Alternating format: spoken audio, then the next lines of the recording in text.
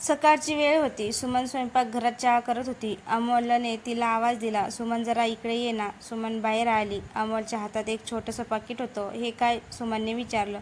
अमोल हसत म्हणाला, "तुझ्यासाठी." सुमनने पॉकेट उघडलं. त्यात एका छोट्या कोर्सची प्रवेशपत्रिका होती.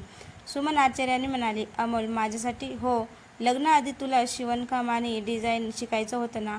तू घरासाठी जे स्वप्न बाजूला ठेवलंस, आता ते पूर्ण कर." सुमनच्या डोळ्यात अश्रू आले. "पण घरचं काम?" कमलाबाई लगेच म्हणाल्या, "घरातील काम सगळे मिळून करू. तू तुझं स्वप्न पूर्ण कर." सुमनने सासूबाईकडे पाहिलं. "आई, खरंच?" "हो गं. सून म्हणून तुझी जबाबदारी आहेच, पण मुलगी म्हणून तुझ्या स्वप्नाची काळजी घेणे ही आमची जबाबदारी आहे." सुमनने त्याच्या हातावर डोकं ठेवलं. "मला आज खऱ्या अर्थाने या घरची वाटतंय." अमोल हसून म्हणाला, "कारण तू या घरात आलीस म्हणून घर पूर्ण झालं नाही. तू मनापासून नाती जपलीस म्हणून हे घर आपलं झालं." सगळ्यांच्या चेहऱ्यावर हसू आलं. काही दिवसांनी सुमनने तिचा कोर्स सुरू केला. सुरुवातीला तिला खूप भीती वाटत होती, पण घरच्यांनी तिची प्रत्येक पायरीवर साथ दिली. पहिल्याच दिवशी तिने स्वतःच्याच हाताने एक सुंदर ड्रेस तयार केला. तो ड्रेस पाहून कमलाबाई म्हणाल्या, "सुमन, हा ड्रेस तू बनवलास? खूप सुंदर आहे." सुमन हसली. "आई, अजून खूप शिकायचं आहे." अमोल म्हणाला, "तू प्रयत्न करत राहा. आम्ही सगळं तुझ्यासोबत आहोत." सुमनच्या चेहऱ्यावर आत्मविश्वास हसू आला. पण सुमनच्या या नव्या सुरुवातीला घरातल्या प्रत्येकाची साथ मिळणार होती का? सुमनचा कोर्स सुरू होऊन काही दिवस झाले होते. आता तिच्या हाताला चांगली सफाई आली होती. एक दिवस ती घरी आली आणि आनंदाने म्हणाली, "आई, आज मी स्वतःहून एक ड्रेस तयार केला." कमलाबाईने ड्रेस हातात घेतला. "अगं, खूप सुंदर आहे." अमूल्यही तिचं कौतुक करत म्हणाला, "मला माहीत होतं तू नक्कीच काहीतरी छान करशील." सुमन म्हणाली, "मला आता छोटंसं काम सुरू करायचं आहे, घरातूनच कपडे शिवून देण्याचं."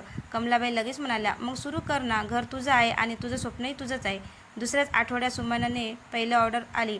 ती खूप खुश झाली. पण काम वाढू लागल्यानंतर घरची काम, कोर्स आणि ऑर्डर या ताळमेळ साधताना तिची धावपळ होऊ लागली. एक दिवस ती थकून सोफ्यावर बसली. अमोलने तिच्याकडे पाहिलं आणि म्हणाला, "सुमन, तू स्वतःला खूप थकवतेस, पण कामाची ऑर्डर आहे ना?" कमलाबाई म्हणाल्या, "काम महत्त्वाचं आहे, पण तुझं आरोग्य त्याहून महत्त्वाचं आहे." सुमनने मान डोलावली. त्या दिवसापासून घरातील सगळ्यांनी काम वाटून घेतली. अमोल सकाळचा चहा करू लागला. कमलाबाई भाजी चिरू लागल्या आणि सुमन तिच्या कामावर लक्ष देऊ लागली. काही दिवसात सुमनचं काम चांगलं चालू लागलं. एक दिवस तिच्याकडे मोठी ऑर्डर आली.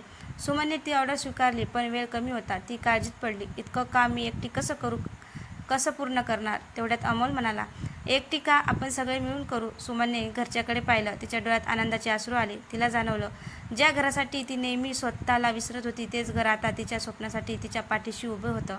आणि त्या रात्री सुमनने मनात ठरवलं, "आता माझं स्वप्न फक्त माझं राहिलं नाही, ते आपल्या सगळ्यांचं असेल." सुमनची मोठी ऑर्डर पूर्ण करण्यासाठी घरात सगळेच कामाला लागले होते. अमोल कपड्याची पॅकिंग करत होता. कमलाबाई धागे आणि सामान आवरत होत्या. सुमन मात्र प्रत्येक ड्रेस नीट तपासत होती. शेवटी रात्री उशिरा सगळं काम पूर्ण झालं. सुमन आनंदाने म्हणाली, "आई, अमोल, तुमच्यामुळेच ही ऑर्डर वेळेवर पूर्ण झाली." कमलाबाई हसल्या. "आम्ही तुझ्यासाठी केलं नाही गं, आपल्या घरासाठी केलं." दुसऱ्या दिवशी सुमनने ऑर्डर दिली. ग्राहकाने तिचं काम पाहून खूप कौतुक केलं. "सुमनचं काम खूप छान आहे. पुढच्या महिन्यात मला यापेक्षा मोठी ऑर्डर द्यायची आहे." हे ऐकून सुमनला खूप आनंद झाला. घरी आल्यावर तिने ही बातमी सगळ्यांना सांगितली. अमोल म्हणाला, "वा, आता आपली सुमन मोठं काम करणार."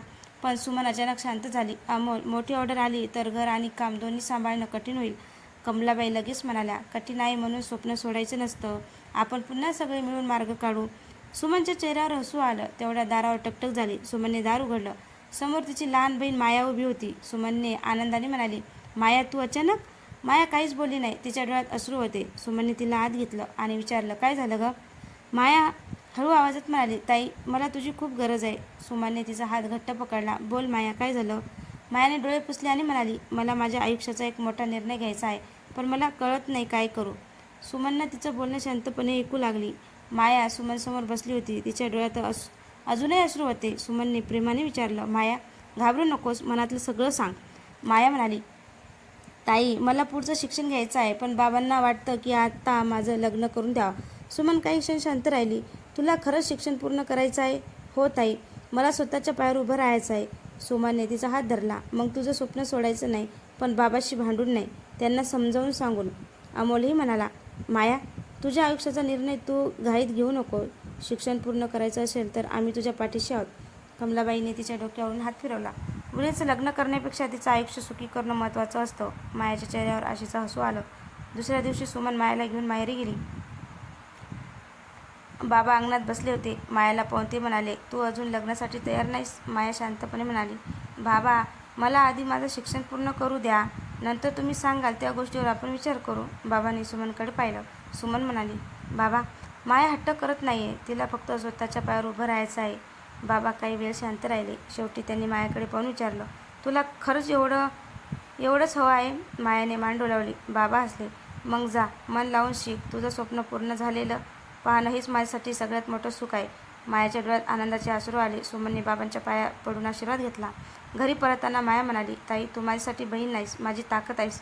सुमन हसली. आणि तू माझं स्वप्न आहेस माया. दोघी बहिणी एकमेकींना मिठी मारून हसल्या.